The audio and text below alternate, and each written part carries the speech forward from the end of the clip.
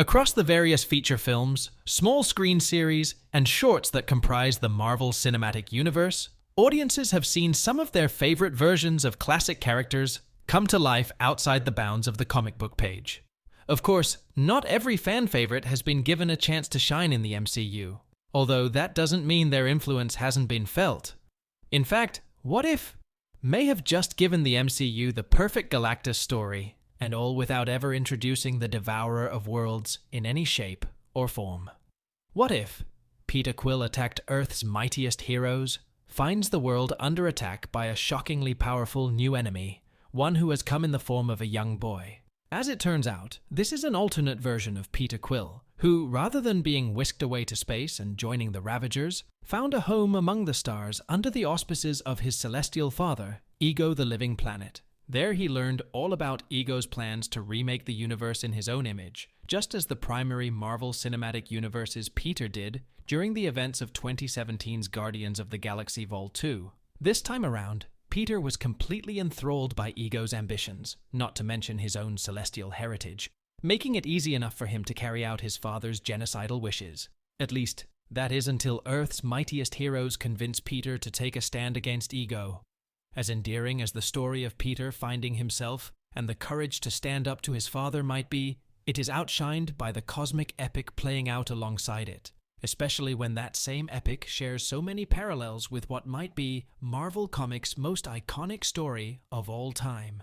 When Galactus, formerly known as Galen, was first introduced in 1965's Fantastic Four-48 by Stan Lee, Jack Kirby, and Joe Sinnott, the towering cosmic entity quickly proved why he was known throughout the universe as the Devourer of Worlds. Although his arrival on Earth was heralded by the Silver Surfer, the planet's heroes were utterly incapable of staving off the threat he posed on their own. It wasn't until Reed Richards obtained the ultimate nullifier and threatened to unleash its vague, ominous power that Galactus gave up his initial pursuit of consuming Earth, though it wouldn't be his last. In the years that followed, Galactus would return to attempt and consume Earth only to be pushed back by its heroes all over again, eventually driving him to seek out similar worlds capable of sating his ceaseless hunger, even if only for a short time. While this all painted the picture of a fairly one-dimensional cosmic being, it wasn't long before Galactus' story shifted into more complex and nuanced territory. Over decades of fighting the likes of the Fantastic Four and journeying across the cosmos alongside figures such as the Silver Surfer, Galactus started taking on less overtly villainous roles in the stories that featured him. By the time of 2006's Annihilation event, Galactus was more than willing to unleash his powers to end the war Annihilus had started and save as many lives as possible. While there is certainly something to be said of Galactus' need to feed upon those same lives, this was far from the only time that the Devourer of Worlds would play the role of a hero. Most recently, Galactus took his leave for the previously unseen corners of the Marvel Universe revealed after the end of 2022's Reckoning War. In terms of development, Galactus has been through more than almost any other character from the pages of Marvel Comics. Unfortunately, the sheer scope of Galactus' wider story is more than he could ever hope to receive in any given appearance on the small or silver screen.